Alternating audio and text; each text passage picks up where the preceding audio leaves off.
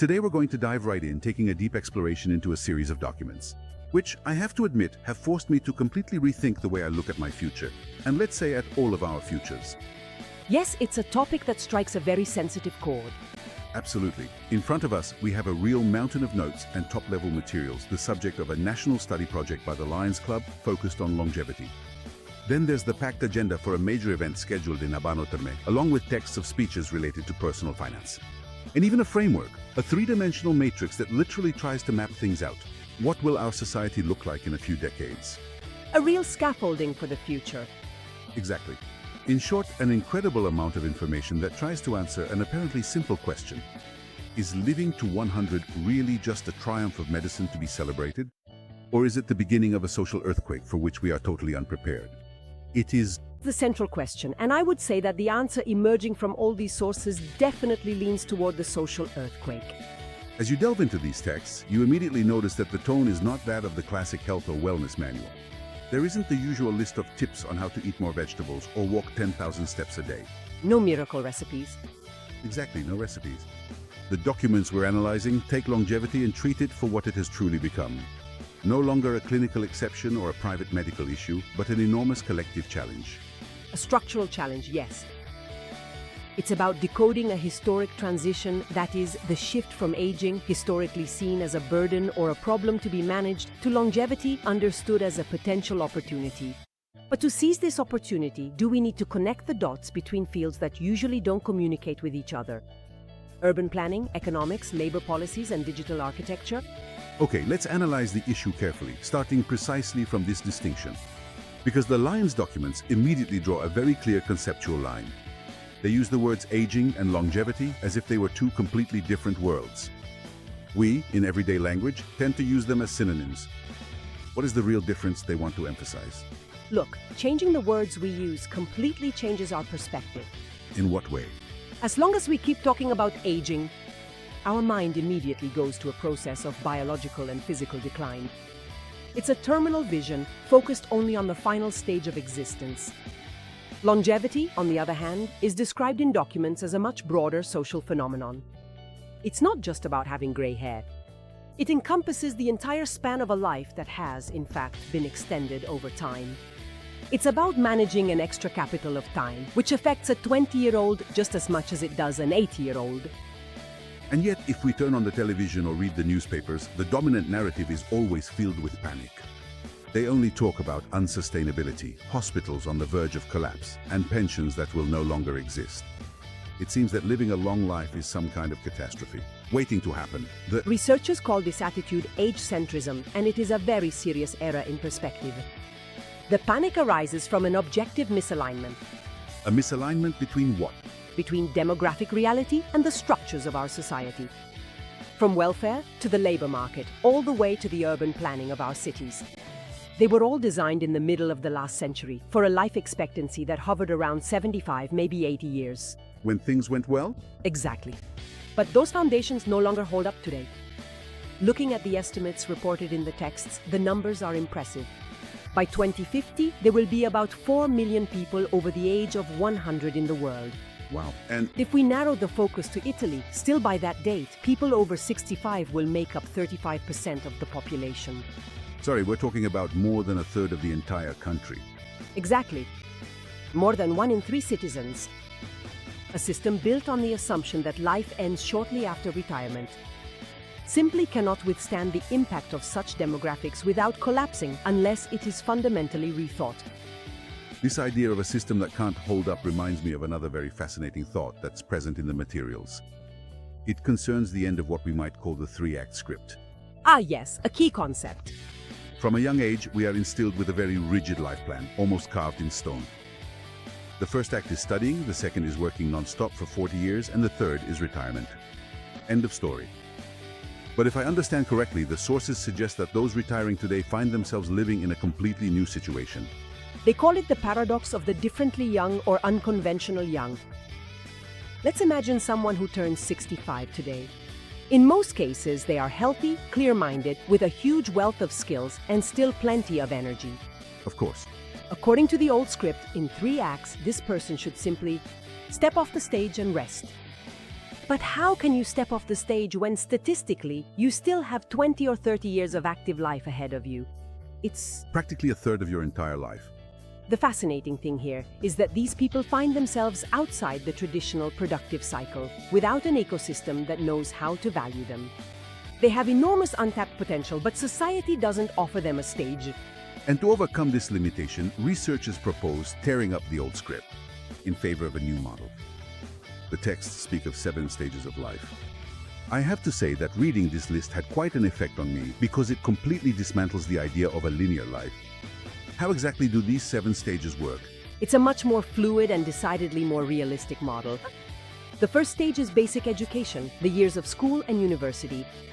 And the second is the starting phase, characterized by the first entries into the working world, experimentation and early mistakes. The classic career beginning. Yes, Then comes consolidation, the central period in which theoretically you build a stable career, start a family, and begin to accumulate assets.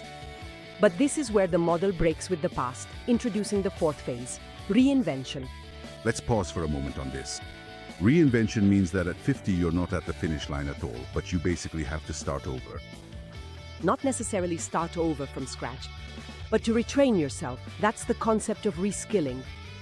In a working life that could last 50 years, the skills you acquired at 20 become obsolete. It's Inevitable.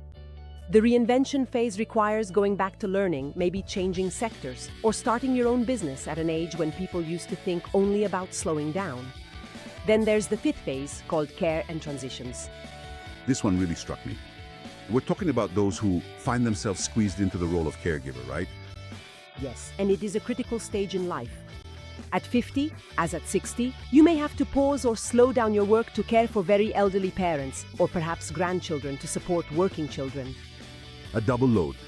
Then comes the sixth phase, active or gradual retirement. No longer a sudden stop, but a smooth transition made up of consulting, reduced hours, all of it. Mentoring for younger people or structured volunteering. And the last one? Only at the end, as the seventh and final phase, comes frailty or assisted living.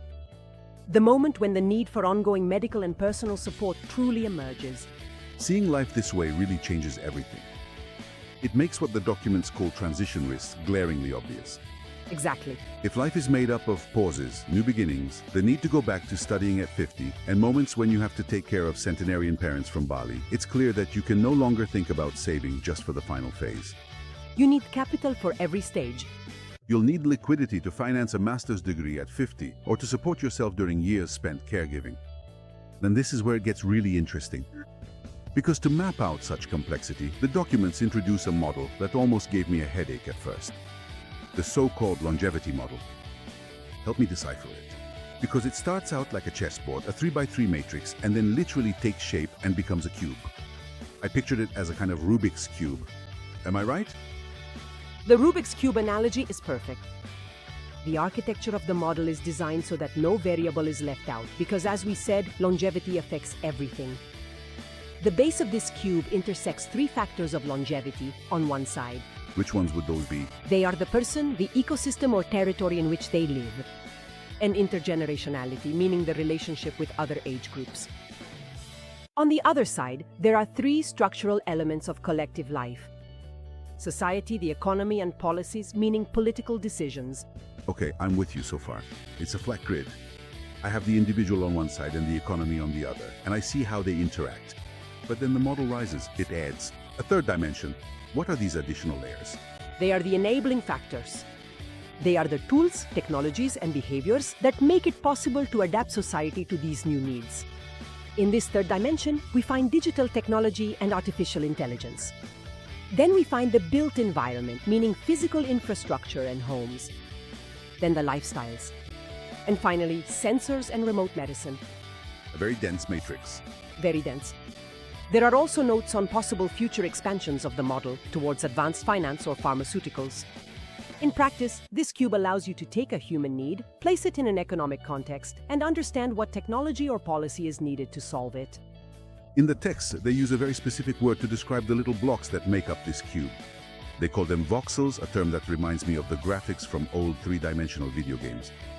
Each voxel represents a strategic intersection. For example, by crossing the ecosystem with policies and remote services, the model spits out the word interoperability. In simple terms, what are we talking about? We're talking about the fact that we can't manage a society of centenarians if the systems don't communicate with each other.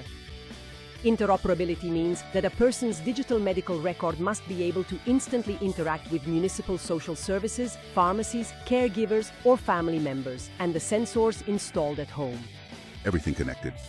If there are silos, if the hospital doesn't know what's happening at the elderly person's home, the system becomes inefficient and extremely expensive. Another interesting voxel emerges when you cross-reference people, the economy, and remote services. The result is prevention. But put this way, it seems that prevention isn't a medical concept, but rather an economic one. How are the two things connected? They are closely connected. In an aging society, treating diseases only when they are already acute or chronic carries unsustainable costs for public finances. Detecting an anomaly months before it turns into a hospital admission, perhaps thanks to a smart watch or a home sensor, not only preserves the person's quality of life, it also saves the state's budget. Clear. Prevention thus becomes the greatest economic policy tool at our disposal. There's another intersection that made me think. It's what connects the individual society and the built environment. It generates the concept of accessibility. I imagine we're not just talking about ramps for wheelchairs. Exactly, it's a much broader concept. It concerns the design of entire cities and homes to eliminate daily obstacles. An accessible city is one where sidewalks, public transportation, but also lighting and neighborhood services allow an 80-year-old person to go out, do their shopping, and meet people completely independently. This is fundamental for mental health. In fact, if the home or neighborhood becomes an architectural prison, social isolation sets in, which medical statistics equate, in terms of health damage, to smoking 15 cigarettes a day. Incredible. And then there's the key word that perhaps sums up the entire moral framework of this document. Long-termism. It arises from the intersection of intergenerationality, economics, and behaviors. This seems to me to be the crucial point. There's the idea that if we don't invest today in designing all of this, we're simply passing the bill on to those who are in preschool today. It's exactly the thesis of the documents. Addressing longevity requires a very long-term vision. If a government only plans up to the next elections, it will never build the necessary infrastructure. Long-termism is an ethical duty towards new generations. Reading about these intersections between economics, technology, and policies, a practical question comes to mind. So what does all this mean on a financial level? All these changes, these investments in voxels, how much money do they move? There's a passage in the materials that made me reread the line 3 times. It is estimated that the longevity economy, the economy revolving around these new needs, has a global value greater than the combined GDP of Germany and Japan, put together. It's an impressive business volume. It is An unimaginable figure. We're not talking about a niche sector for the elderly. We're talking about the new backbone of the global economy. The macroeconomic numbers are gigantic. But the most interesting part of the documents is how they translate these astronomical figures into individual decisions, especially in the section dedicated to speech finance. And how do they explain it? There's a powerful anecdote that's used to explain the problem. Try to picture this scene. A person receives a postcard today in their mailbox. The sender from the future is themselves. At the age of 90, there's only one sentence written on the postcard. Thank you for preparing me to live this long. That in itself gives you chills because it plants the terrible doubt. What if I haven't prepared myself? And that's exactly the point. Living a long life is the goal everyone aspires to, an invaluable gift. But the harsh economic truth is that it can turn into a gilded prison, or worse, a sentence if you outlive your savings. A nightmare scenario. Reaching 90 and discovering that your resources are no longer sufficient to cover a life that is golden for 30 years beyond retirement. Perhaps with the addition of unexpected healthcare expenses, this is the worst-case scenario. And to avoid this scenario, the sources offer a mathematical explanation that I find disarmingly simple. They use the example of time as a financial lever. There are 2 imaginary profiles. The first is a person who waits until they are close to retirement before starting to worry about the future. And at that point, they have to make a huge sacrifice, putting aside €1 a day during their last 10 years of work. The second profile is someone who starts very young, when the idea of retirement seems like science fiction, and puts aside a ridiculous amount, just 10 cents a day. It's the magic of compound interest. Our brain is not programmed to intuitively understand exponential growth over the very long term. It's True. the person who started earlier, even though they only sacrificed crumbs, will find themselves in a much stronger financial position, compared to someone who tried to make up for lost time with massive efforts at the end. The message is that the most important capital for financing longevity isn't money, but time. And that's why the texts emphasize the three fundamental pillars for managing this aspect: awareness, continuity, and protection. But what struck me is that they don't talk about it as a private problem. They clearly say that if we don't educate the population about these three pillars, the whole society risks coming to a standstill. It's The systemic risk. If we have a population made up of more than a third elderly people who haven't planned their finances well or who have all their assets tied up in real estate and are terrified of unexpected expenses, what happens? everything comes to a halt. They stop spending, they stop investing, and they go into defensive mode. A gerontocentric and depressed society is created, where capital is frozen. Preparing financially is not just about ensuring a peaceful old age, but also about keeping the entire economic ecosystem fluid and vital, which is where even the youngest will live. Up to now, we've explored fascinating theories and huge concepts, but let's get practical, let's move to action. Who is taking all this data and turning it into something real? The documents reveal an event of considerable proportions. It's called the Longevity Revolution, scheduled for April 18, 2026 at the Alexander Palace in Abano Terme.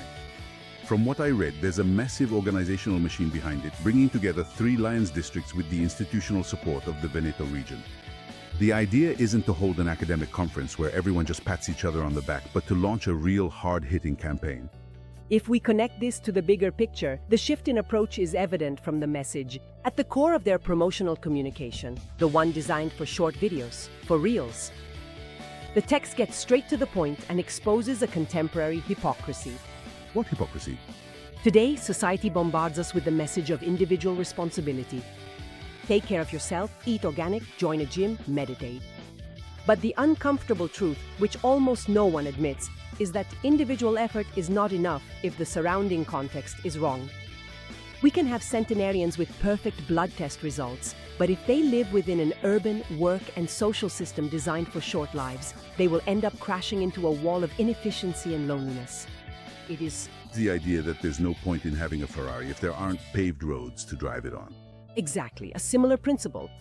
It's pointless to push human life biologically toward 120 years if we don't take care of the system that needs to support those lives. And this reasoning leads to the core motto of the initiative, which is very impactful. It's not enough to add years to life, we must add life to years. Speaking of changing the rules of the game, while glancing through the organizational notes for this event, I found some very interesting details behind the scenes, aimed at going beyond the old patterns. It seems there was strong internal resistance to the idea of organizing a panel made up exclusively of luminaries over 70. They call them, in a very colloquial way, the Paraconi, the old guard. A very clear term. The organizers insisted on including fresh voices. Among the names, Kaya Mazariel stands out, a representative of the Leos, the youth branch. Her presence is specifically intended to break the mold and bring a counter-narrative. Why is it so vital for people in their 20s to talk about longevity? Because intergenerational dialogue is the only way to diffuse what sociologists consider a ticking time bomb. If we don't bring everyone to the same table, young talents entering the workforce and senior professionals who do not want to or cannot yet retire, the inevitable result will be a war among the poor, for resources, for positions, and for social space. The presence of young people at an event about longevity shows that this topic is not just about the elderly, but concerns the design of everyone's future. And This urgency to plan takes shape in the 2 practical documents that should emerge from the event in Abano Terme, the ultimate goal. The first is a Lions Manifesto for Longevity.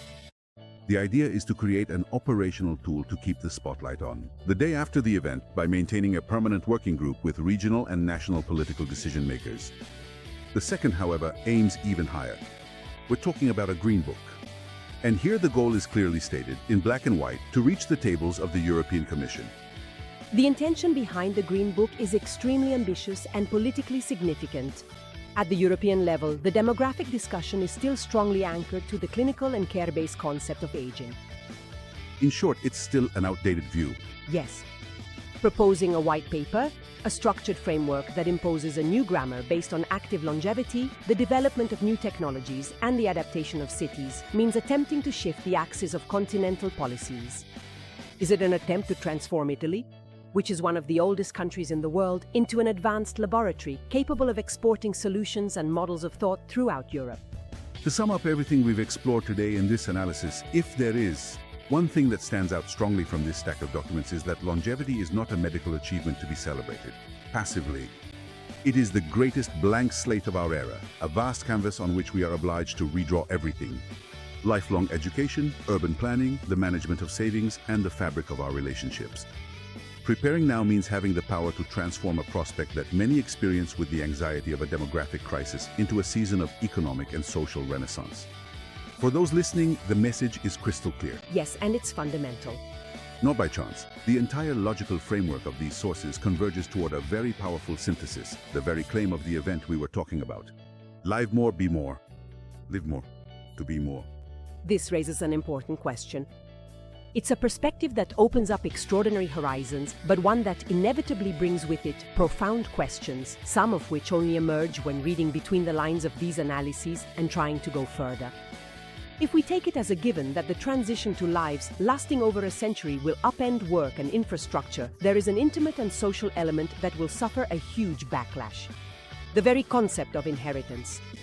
Wait, what do you mean? Will inheriting become a problem? Let's think about it. In the traditional social structure, wealth transfers happened at crucial moments. Parents would pass away, and their children, around the age of 40 or 50, would inherit assets, houses, or businesses. Right at the moment when they needed to consolidate their lives, pay off mortgages, or support their own children. The moment of greatest need. Essentially, this implies that family wealth will remain completely locked away and unavailable precisely during the decades when the younger generation of adults would require it most urgently and desperately. A total blockage. This blockage of the natural circulation of capital between generations could cause the entire mechanism of family economic solidarity, which, especially in countries like ours, we have relied on for centuries, to collapse. It will force us to reinvent legal and financial tools to transfer resources during one's lifetime without compromising the security of the elderly. It is a dizzying scenario that institutions are not even beginning to consider yet. It truly turns the chessboard upside down and makes us realize just how deeply this change will dig.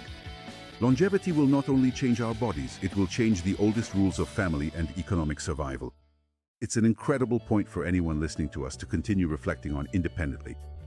And with this open question, we bid you farewell and conclude our in-depth analysis. Thank you for joining us in this exploration of the world of tomorrow. Until next time.